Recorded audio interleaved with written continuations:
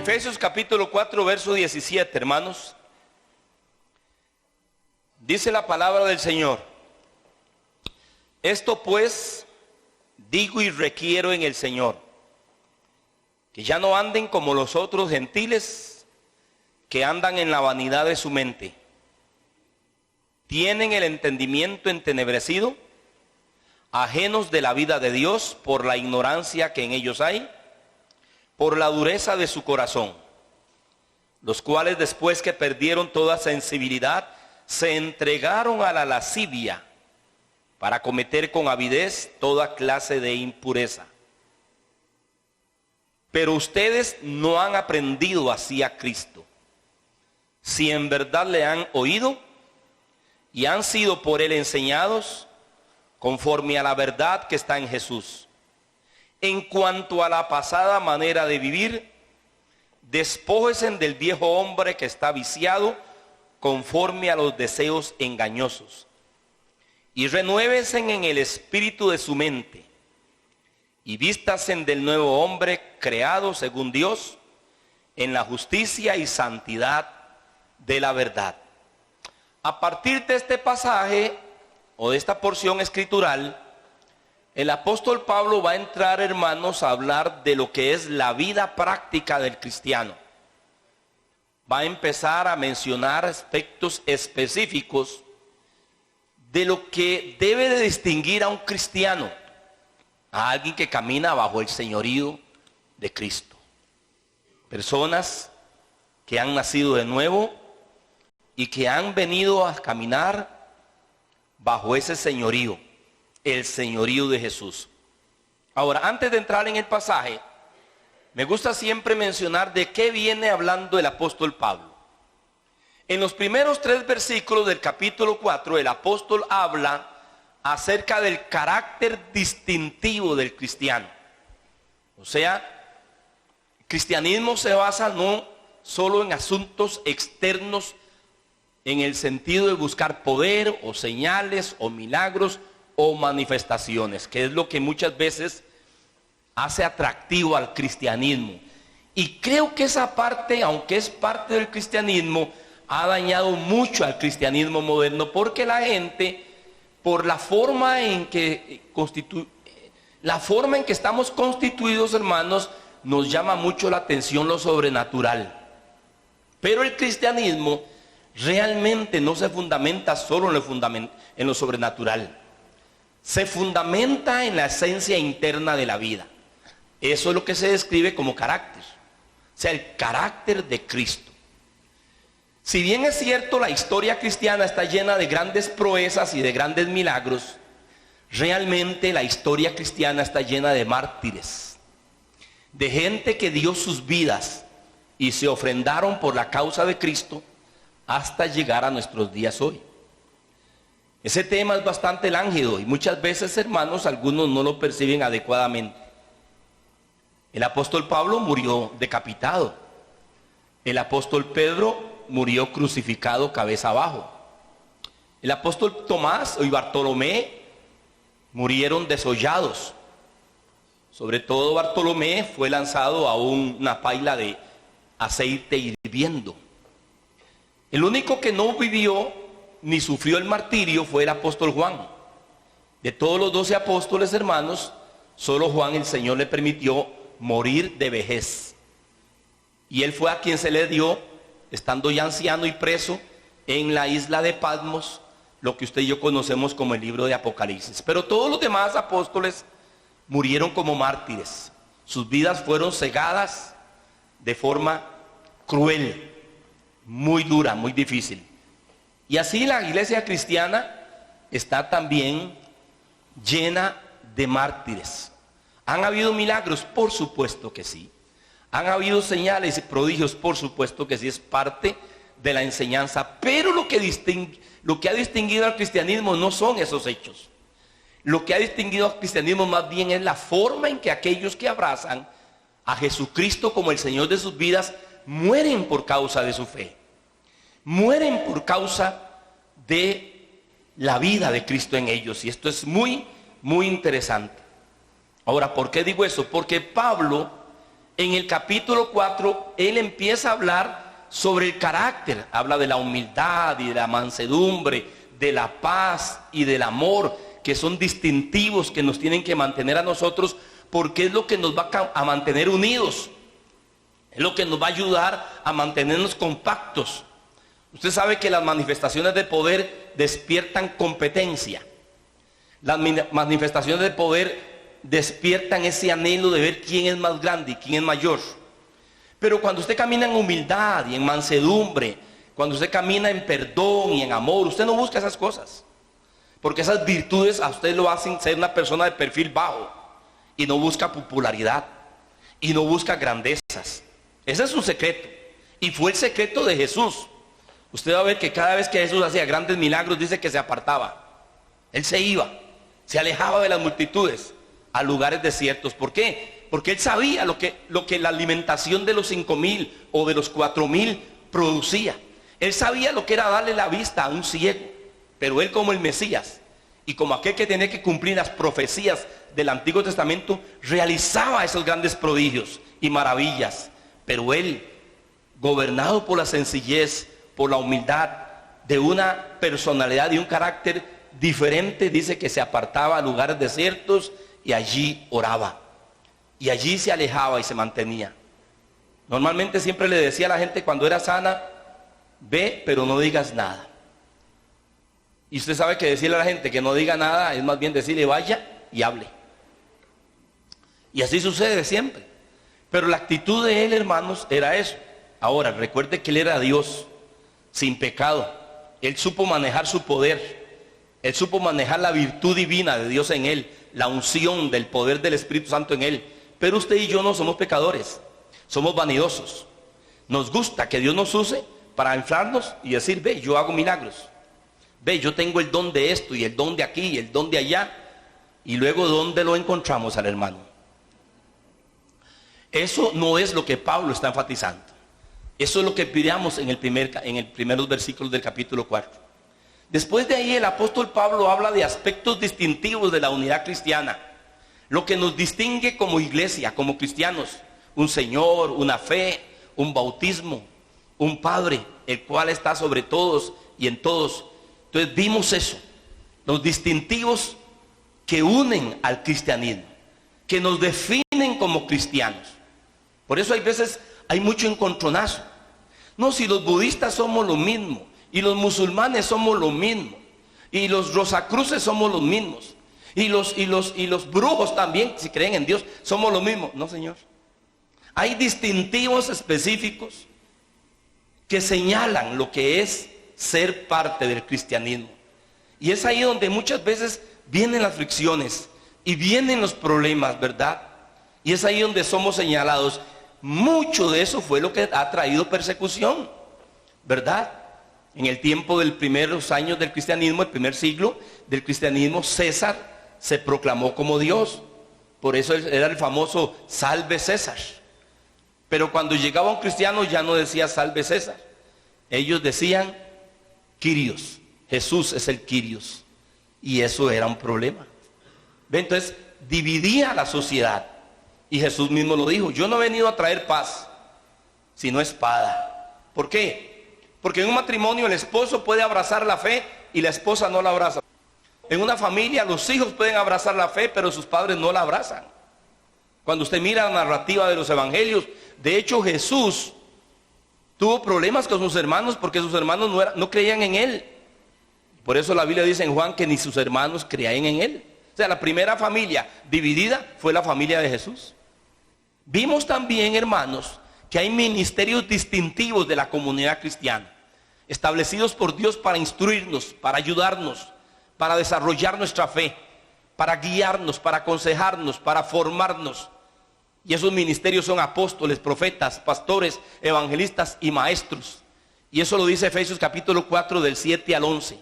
Cómo el Señor, después de resucitar, ascendió, y una vez que estaba ascendido, Él dio dones a los hombres. Y dentro de esos dones que dio personas que se llaman apóstoles, se llaman profetas y pastores y maestros y evangelistas, para ayudarlos, para instruirlos, para guiarlos, para aconsejarlos, para ayudarlos a conducir a Cristo Esa es la función de cualquier ministro. Por eso el apóstol Pablo habla del propósito de la comunidad y de los ministerios. Habla del propósito y la meta. La meta suprema es que tengamos a Jesús como nuestro modelo. Y el propósito es desarrollar al cuerpo de Cristo, ayudarles, desarrollarlos. Esta es la parte importante. Entonces, en este sentido, hermanos, es sumamente importante que tengamos siempre presente por qué fuimos establecidos. Entonces, está aquí para ayudarlo a crecer, para que deje de ser un niño fluctuante, para que usted madure, para que usted desarrolle conocimiento, desarrolle discernimiento, para que usted esté preparado no solo para las cosas buenas de la vida, sino para las adversidades de la vida también. Hay momentos donde el pastor no va a estar, ni estará el profeta, ni estará el apóstol. Hay momentos donde no estará el evangelista, ni el maestro, no estará la hermanita. Usted tendrá que enfrentar su desafío. ¿Y por qué usted lo necesita? ¿Y por qué Dios lo permite? Porque es una relación personal suya con Dios. Dios tiene un propósito con usted. Él necesita desarrollar a una verdadera hija, a un verdadero hijo que sea luz, que pueda dar testimonio de su fe, del señorío de Cristo, y que entienda que la vida tiene sus procesos. Por eso dice, para que dejemos de ser niños y que tengamos como meta suprema la estatura de la medida de Cristo, y que nos edifiquemos los unos a los otros, y que nos compactemos los unos a los otros. Ese es el propósito del Señor en la comunidad cristiana. Y más que la idea que el apóstol tiene, la idea que el Espíritu Santo tiene al escribirle a esa comunidad, y que al apóstol también quedó reservada, establecida para nosotros hoy en el siglo XXI. La comunidad de fe, la comunidad del Señor Jesús. Una vez que el apóstol Pablo hace eso, hermanos, Pablo ahora acabo de leerles del verso 17 al verso 24, el tercer contraste que Pablo hace. Note algo muy interesante. Hasta este punto, hermanos, Pablo hace otro contraste antes de introducir su tema a lo que debe de ser la vida práctica. Antes de que Pablo, como usted lo puede ver ahí en su Biblia, si le gusta lo lee, no hay ningún problema. Del verso 25 en adelante, Pablo va a empezar a hablar de asuntos específicos en nuestra conducta. Pablo va a empezar a hablar de aspectos específicos en nuestra conducta. Pero antes de empezar a hablar, por tercera vez, Pablo establece un tercer contraste. ¿Qué es esto, pastor? Ya se lo explico. En el capítulo 2, del verso 1 al 7, Pablo presenta el primer contraste. En el capítulo 2, del verso 11 al 16, el segundo contraste. Y este pasaje que acabamos de leer, del capítulo 4, verso 17 al versículo 24, Pablo presenta el tercer contraste. ¿A qué me refiero con contraste? Número 1, en el capítulo 2, versículo 1 al 7, él empieza a hablar sobre nuestra muerte en pecado. O sea, nuestra condición espiritual. ¿Cuál es la condición de todo ser humano en su estado natural cuando nace, cuando se desarrolla? Y que Jesucristo no es el Señor de su vida. Es muerto en pecado. Así nos ve, así nos describe y así nos señala la palabra de Dios en nuestro estado natural. ¿Cómo nos señala? Muertos en pecado. Pero en esa misma porción de la escritura de Efesios capítulo 2, verso 1 al 7, a partir del verso 4, Pablo dice que hemos sido vivificados. Dice, pero Dios, que es rico en misericordia, nos dio vida juntamente con Cristo. Entonces viene el otro contraste. Nacimos muertos en pecado, pero al venir a Cristo recibimos vida. Vida espiritual, vida eterna. Hemos sido vivificados. Ahora usted, si tiene a Cristo, usted tiene vida y vida en abundancia. Ya no está muerto en pecado. Ahora el pecado no se enseñorea de usted. Ahora en usted hay poder, el poder de la vida de resurrección, para poder ¿qué? Enfrentar el pecado y todos sus aspectos diversos en la vida. Ese es el primer pasaje de Efesios 2 del 1 al 7. En el segundo pasaje, Pablo dice que hemos sido desechados, que ni siquiera somos tomados en cuenta los que no somos judíos, como pueblo de Dios. O sea, somos desechados como pueblo de Dios, porque no éramos judíos. Los gentiles somos paganos. Recuerde que solo hay una raza judía, los descendientes de Abraham, de sangre. A ellos se les llaman los hebreos, los judíos, el pueblo de la promesa. Y ningún pagano, nadie que no fuera judío, era parte de ese pueblo, éramos desechados. Pero dice en ese mismo pasaje, de Efesios 2, del 11 al 16, que ahora hemos sido adoptados como pueblo de Dios. Por eso dice que ya no hay judío, ni hay griego, no hay hombre, ni hay mujer, no hay blanco, ni hay negro, no hay esclavo, ni hay libre. Ahora todos somos uno en Cristo Jesús. Ahora somos todos parte de la familia de Dios. Ahora usted es parte del pueblo de Dios. ¿Por causa de qué? De su fe en el Señor Jesucristo. Ahora yo tengo una ciudadanía. Ahora usted tiene una ciudadanía. Y más que ser costarricense, usted es un hijo, una hija de Dios. Ciudadanía celestial tiene usted. Hay que trabajar en eso. Y renovar la mente con esos conceptos. Y saber quiénes somos en Cristo. Y el que acabo de mencionarles, de leer Efesios capítulo 4, verso 17 al 24, presenta el tercer contraste. Ajenos de la vida de Dios. Acabamos de leerlo y ya vamos a especificar. Ajenos de la vida de Dios. ¿Y qué es lo contrario a ajenos de la vida de Dios? Ahora estamos con la vida de Cristo. En el tercer contraste, antes estábamos ajenos de la vida de Dios.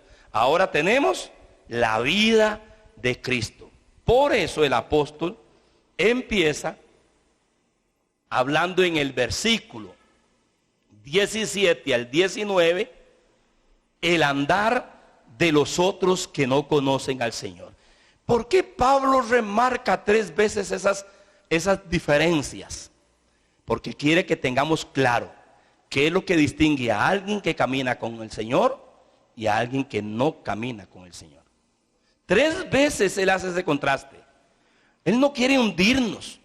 El propósito del Espíritu de Dios a través de la pluma del apóstol Pablo no es que quiere pisotearnos, humillarnos y estarnos recordando lo que éramos. No, es que tengamos claro la condición de alguien que está en pecado, de alguien que ha sido desechado del pueblo de Dios, de alguien que está ajeno de la vida de Dios, y la condición y vida de alguien que es pueblo de Dios, de alguien que ha recibido la vida de Cristo y de alguien que ahora tiene la nueva vida en Cristo Jesús. Ahora, en los primeros 3 versículos de la lectura que tuvimos, del verso 17, voy a volverlo a decir. Dice: esto pues digo y requiero en el Señor, que ya no anden como los otros gentiles que andan en la vanidad de su mente. A partir del verso 17, la última parte, el apóstol empieza otra vez a describir qué es lo que distingue a los que no caminan bajo el señorío de Cristo. Muchas veces uno es directo y muchas veces alguien puede sentirse golpeado o tal vez molesto o incómodo, pero es necesario que la palabra o nos consuele o nos confronte, porque para mí que usted está esta mañana aquí es sumamente importante, porque usted puede estar aquí, pero su vida no ha tenido una experiencia genuina con Jesús. Dice por eso el apóstol Pablo, oiga la frase, que ya no anden como los otros gentiles. Usted y yo somos gentiles. ¿Qué es un gentil? Alguien que no es judío, alguien que no viene del linaje de Israel y de Abraham, de Isaac y de Jacob, alguien que no es hebreo. Todas las demás personas en este planeta que no es hebreo se les llaman gentiles. Es una traducción para la verdadera palabra que es paganos. Eso es lo que somos o éramos, paganos, porque teníamos nuestra propia religión, teníamos nuestras propias prácticas, teníamos nuestras propias creencias. Algunos dicen, hombre, si nosotros en Costa Rica y Latinoamérica y en el continente aquí americano hemos sido cristianos. No, hermanos, es una religión. Es una religión, por eso podíamos ir al culto o a misa y seguíamos yendo también al prostíbulo. Podíamos venir al culto o a la misa y éramos buenos para emborracharnos, o para ser adúlteros, o para ser maldicientes. ¿Por qué? Porque es religión. Y cualquier estructura religiosa no transforma. Lo único que transforma es la vida de Cristo en nuestro corazón. Y eso hay que remarcarlo y hacerlo claro. Yo no estoy aquí para ofrecer milagros. ¿Qué hace usted con prosperidad y milagros si va directo al infierno? A ver, dígame usted. Dice que andan en la vanidad de su mente. La primera descripción es vanidad. Vacíos, sin sentido, sin propósito, inútil. Esa palabra vanidad en la Biblia, sobre todo en el hebreo, hebel, tiene un amplio significados. Una gran cantidad de significados. Una mente en vanidad es vacía, es inútil. Y quiero clarificar algo de esta descripción que Pablo está haciendo entre el verso 17 al verso 19, porque normalmente cuando Pablo habla de la vanidad de la mente y del entendimiento en tinieblas o de la dureza del corazón, pensamos en el satánico, pensamos en el asesino, pensamos en alguien depravado. Pablo no está hablando ahí de eso, hermanos. Pablo está describiendo a todos aquí, a todos, sean intelectuales, sea gente apta en sus destrezas de ingeniería o de medicina o de letras o de deportes.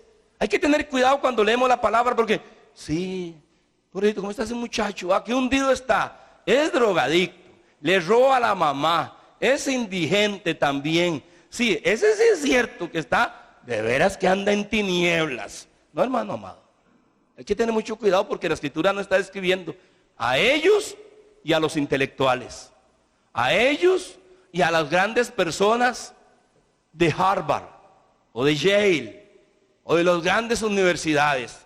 Pablo está describiendo por tercera vez la condición de aquellos gentiles que no tienen a Jesús en su corazón.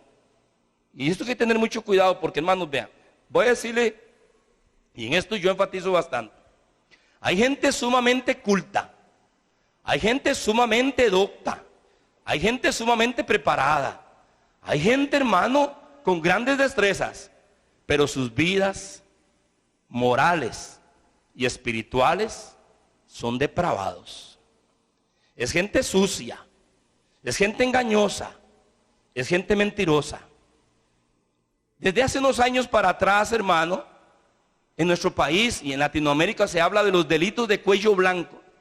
¿Sabe qué significan los delitos de cuello blanco? No es el ladronzuelo que anda buscando qué robar para satisfacer su vicio de la droga. No está hablando de aquellos mafiosos que quieren ir, hermano, y dañar de forma descarada, acribillar a la gente. El delito de cuello blanco es cometido por gente sumamente inteligente en las finanzas, sumamente inteligente en la economía, sumamente inteligente en el área militar y en el área política. Pero sus mentes son mentes depravadas. Buscan cómo dañar, cómo destruir. En estos días, usted y yo tenemos en Latinoamérica un caso de este tipo de nivel.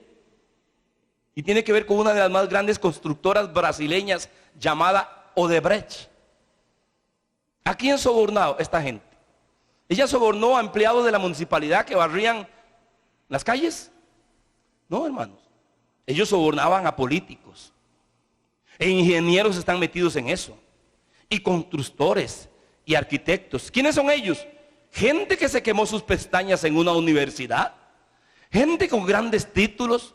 Gente con perfumes finos, con ropa fina, con buen carro. Y que hablan de forma muy respetuosa. ¿Qué tal, don Mario? ¿Cómo está? Qué lindo el mensaje de hoy. Muy elocuente su mensaje. Pero ellos están haciendo fechorías. ¿Y por qué quiero describirlo? Porque yo recuerdo, hermanos, que siempre el cristianismo en la época pasada siempre era: tú que eres drogadicto, ven a Cristo. Tú que estás en la indigencia, ven a Cristo. Tú adúltero, ven a Cristo. Tú que tienes 20 mujeres, ven a Cristo, porque vas para el infierno. Tú que eres un blasfemo y peleador. Tú que eres... Hermano, y casi nuestro mensaje era para la clase baja de la línea de pecado, pero no para la clase alta de la línea de pecado. Y la Escritura no enseña eso. Hoy el apóstol Pablo está describiendo la condición del hombre, cualquiera que sea su posición social, cualquiera que sea su situación económica. Esta es la posición espiritual. Y esto es lo que molesta. Por ejemplo, ¿a quién está escribiendo el apóstol Pablo? Vea, ¿a quién está escribiendo? A una iglesia llamada la iglesia en Éfeso. ¿Dónde queda Éfeso? Bueno, Éfeso era la capital de Asia Menor. Era una de las principales provincias romanas. Pero Roma había abrazado todo lo que era las artes y filosofía y cultura griega. Por lo tanto, el área donde el apóstol Pablo se desenvolvió era una área, hermano, sumamente desarrollada en lo que era la filosofía, artes, deporte y letras griegas. Estamos hablando de gente sumamente conocedora del primer siglo. Bueno, a esa gente le está escribiendo él. Por eso les dice que ya no anden como los otros gentiles. Y empieza a describir el apóstol Pablo, número 1, criterios inútiles. Así es como viven hoy, con criterios inútiles. Verá que un día de esto, no sé cuántos de ustedes saben, algunas noticias salen aquí, y ahora resulta que alguien dijo que era licenciado en tal cosa. Bueno, salió a la luz que no es licenciado. ¿Sabe cuál es la frase que se está usando para excusar ese tipo de acto incorrecto, voluntario? Eso fue un error material. Y de eso me quedé analizando. Error material. Oye, qué bonita frase, ¿ah? Error material. De casi todos los que estamos aquí tenemos errores materiales. No, eso se llama falsedad, que surge de un corazón y una mente sutil y torcida para poder, en lugar de ganar yo 1,000 pesos, voy a ganar 5,000 pesos y digo que soy licenciado. Entonces, esa es la sociedad que tenemos hoy. E inventamos terminología muy fina, terminología muy linda para decorar la maldad de nuestro corazón. A eso Pablo le llama criterios inútiles. La segunda cosa que vemos está en el verso 18. Una mente en tinieblas. Así es como describe el Señor la mente de aquellos que no están bajo su señorío. Una mente en tinieblas. La tercera cualidad es separados de la vida de Dios. O como dice en alguna versión, si usted tiene la Reina Valera, dice ajenos de la vida de Dios. Ajeno, extraño, exiliado, ocultado. No sé qué es eso. Dios, sí, yo cumplo con Dios. Tal vez hoy vino al culto usted, se quedó un ratico oyendo las alabanzas, sacó alguna limosna para darle hoy, y me siento a oír el mensaje, porque mire las cualidades de los otros que no conocen al Señor. En cuarto lugar dice, por la ignorancia que en ellos hay. O sea, hay una vida de ignorancia. Y esta parte, hermanos, no se refiere a una ignorancia involuntaria, se refiere a una ignorancia voluntaria. ¿Por qué involuntaria? Porque es el continuo rechazo de acceder a un buen conocimiento del Señor. Sino apelar a dos áreas de ustedes, apelar a su corazón y a su entendimiento a través de este mensaje. Y permitir que el Espíritu Santo, mientras que predicamos, trabaje en usted para que usted medite y procese. Ahora depende de usted si quiere recibir el conocimiento y la enseñanza de la palabra o mantenerse ignorante. Me duele tanto, hermano, no solamente ver la ignorancia que hay en la gente que no está interesada en Dios, sino la ignorancia de aquellos que también profesan su fe en Jesús. Usted no crea que el conocimiento llega a su vida con lecturitas diarias de la Biblia, y menos con esas cajitas que se llaman promesas. La promesa del día, Y a mí me daban esas cajitas, hermano, y casi todas eran de sanidad, casi todas eran de consuelo, pero ninguna era de arrepentimiento, ninguna era de conversión, ninguna era de santidad, ninguna era de humillación, sino que eran más bien para consolar nuestra maldad interna. No. Pablo dice aquí que la cuarta cualidad de la gente que está sin Dios es gente ignorante. Usted no puede tener a Jesús y seguir siendo un ignorante. Vean, quiero explicarles algo con mucho cuidado, hermanos. Yo creo en los sueños, yo creo en las visiones, yo creo en los ángeles, yo creo en las manifestaciones sobrenaturales, yo creo en eso, pero yo no busco eso. Porque eso es una atribución divina. Yo lo que busco es conocer cómo opera Dios.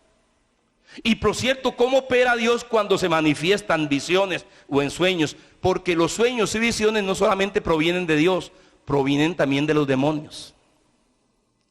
El mundo espiritual no solo lo gobierna Dios, o no solo se manifiesta Dios. En el mundo espiritual también hay espíritus de error, de falsedad. Y cuando usted, por pereza de estudiar y conocer la palabra, se mete a buscar en ayuno y en oración ese tipo de manifestaciones, usted es caldo de cultivo para los falsos espíritus y para los demonios. ¿Por qué, pastor? Porque usted cree que es Dios que se está manifestando, pero usted no conoce la palabra de Dios. Hermanos, quiero decirle algo. Dios jamás se manifiesta en contra de esa palabra o separado de su palabra. Y esto ha costado que la gente lo entienda, porque es más fácil buscar una visión que pasar horas o semanas o días estudiando la palabra de Dios para que el Espíritu de Dios me ilumine y para que me enseñe y me revele su verdad. Hermano, usted no está aquí para que yo lo motive a tener éxito. Usted está aquí para que yo le ayude cómo vivir para la gloria de Dios. Y cómo vivir una vida santa. Y cómo vivir una vida de obediencia. Y cómo vivir una vida que usted ame a su esposa. Y que usted ame a su esposo. Y que sean padres ejemplares y modelos en el hogar. Y que oren en la casa. Y que lean la Biblia en la casa. Y que sus negocios sean transparentes y claros. Pero Pablo quiere clarificar esa cuarta característica de los que no conocen al Señor. Y no solamente son ignorantes. Dice, por la ignorancia que en ellos hay, por la dureza de su corazón. Hermanos, es impresionante cómo vuelve el apóstol por tercera vez a describir la condición de alguien que puede ser religioso, que puede ser intelectual o puede ser un indigente, pero su corazón está endurecido. Esa es la quinta característica. Y dice en el verso 19 que perdieron toda sensibilidad. Hermano, vivimos en una de las sociedades donde cada vez somos menos sensibles al prójimo, menos sensibles a los padres, menos sensibles a nuestros hijos. Esto es lo que Pablo quiere clarificar. La bajeza en lo que un hombre puede caer con títulos. La Segunda Guerra Mundial fue los horrores más terribles que se vivieron. Y fue la época de más brillantez que tenía Europa. Y los más brillantes eran los alemanes. Fue después de la Segunda Guerra Mundial que se declararon los derechos humanos. Fue por causa de eso, hermano. Por las barbaries que se cometieron. Estrategas militares y gentes sumamente educadas. Tenga cuidado con su título. Guárdelo bien, pero póngale encima la Biblia y el temor del Señor. ¿Por qué tengo que hablar de esto? Porque Pablo está escribiendo esto. Pérdida de sensibilidad. Nos vale hoy matar niños. Pero hoy, hermanos, se dispara a mansalva. Hoy primero disparan y después preguntan, ¿qué fue lo que me iba a decir? Pablo está describiendo cómo es el ser humano en su condición depravada. Y la séptima característica dice que vuelven a la práctica de excesos. Eso es lo que llama lascivia. Con exceso, hermano. Comer con exceso. Todo es un exceso. Beber guaro en exceso. Sexo en exceso. Usted sabe que todo ese exceso es malo, aún la comida.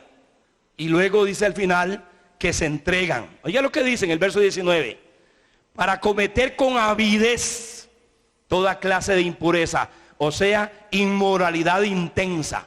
es una intensidad por lo malo, una intensidad por el pecado, una intensidad por el exceso, intensidad en el sexo, intensidad en la pornografía, intensidad en el dinero, en el materialismo. Hay una sed de tener desbordada. Todo eso es lo que Pablo está describiendo. Note, hermanos, que son 7 cualidades que por tercera vez Pablo ahora nos contrasta y nos muestra de aquellos que no conocen a Jesús. Y esto nos confronta a todos nosotros, porque usted y yo seguimos siendo débiles, porque usted y yo seguimos siendo personas humanos con debilidades, con defectos, y pecamos y estamos propensos a pecar. Pero Pablo está describiendo aquí al que no tiene el señorío de Cristo. ¿Qué es la diferencia entre usted y el que no tiene? Que cuando usted se equivoca, sabe que cometió, le da temor y tiene el recurso del arrepentimiento, de la confesión y del perdón a través del Padre. Esto describe al que no tiene a Jesús. Note, hermanos, que cuando Pablo empieza a describir en el verso 20 al 24, que es la otra cara de la moneda que él va a dar, primero describe la parte negativa, mala, de aquel que no tiene a Jesús. Pero ahora él pasa a describir a los otros, dice en el verso 20, Efesios 4:20. Mas ustedes no han aprendido así a Cristo, porque Él es nuestro modelo, de hombres y de mujeres, de viejos y de jóvenes, de matrimonios y de familias. Mas ustedes no han aprendido así a Cristo. O sea, que las cualidades que acaba de nombrar el apóstol Pablo ya no deben de ser cualidades nuestras. ¿Por qué, pastor? Porque hemos aprendido de Cristo ahora. ¿Por qué? Porque hay una nueva vida en Cristo. Noten el verso 21. Si en verdad le habéis oído. Por eso Pablo dice, si en verdad. Alguien se enoja cuando uno hace algunas acepciones para decir, ¿es usted una persona que está viviendo para Dios? Es que Pablo lo está diciendo aquí. Si en verdad le han oído y han sido por él enseñados conforme a la verdad que está en el pastor. No, hermanos, conforme a la verdad que está en Jesús. Porque Jesús es su modelo. Su modelo es Jesús. Él es mi modelo, hermanos. Dice conforme a la verdad que está en Jesús. Y luego en el verso 22, 23 y 24, Pablo hace muy interesante. Solo usa 3 términos. Número 1, despojarse. Verso 22. En cuanto a la pasada manera de vivir, despójese del viejo hombre que está viciado conforme a los deseos engañosos. Hay un viejo hombre que tengo que hacerlo desechado de mi vida. Dice despojarse. No es un acto de Dios, es un acto suyo cada día. Es una decisión mía cada día. ¿Qué debo hacer cada día? Despojarme. ¿Y despojarme de qué? De los deseos engañosos, de esos patrones viciados que representan o identifican a quién, al viejo hombre. ¿Ven? Es el viejo hombre.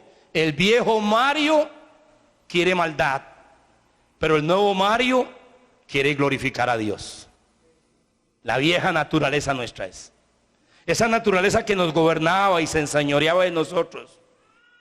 Y en el verso 23 Pablo dice la segunda cosa: me despojo y renuévese en el espíritu de su mente. Y vivo un proceso de renovación en mi mente, porque la verdadera batalla suya y mía no está en las emociones, está en nuestra mente. ¿Por qué? Porque ahí es donde aterrizan los pensamientos. Y los pensamientos producen los deseos. Y cuando los deseos se asocian con lo que usted piensa, usted produce una conducta, un estilo de vida. Pero usted tiene que vigilar mucho lo que piensa. Escúcheme esto que un viejo ministro nos enseñó un día de estos. Mientras que el pensamiento solo sea pensamiento, eres dueño de él. Pero cuando ese pensamiento se convierte en palabras, eres responsable de lo que dices. Y la tercera cosa que el apóstol Pablo habla: despójese. renuévese, es un proceso permanente, y vestirse. Ahora, estos tres términos que usted los ve en la Biblia son términos en un presente activo, o sea, continuamente está diciendo el apóstol: debo despojarme, continuamente debo renovarme y continuamente debo de vestirme, continuamente. Y esa nueva vestimenta tiene tres cualidades. Mire las cualidades de esa nueva vestimenta del nuevo hombre. Dice: y vestíos del nuevo hombre, creado según Dios en justicia, santidad y verdad. Tres cosas tienen que distinguir nuestra vida: la vida de justicia, ser justos; una vida santa, separada del pecado y de la maldad; y una vida de verdad, contrario a la mentira. Esto es, hermano, lo que nos debe distinguir.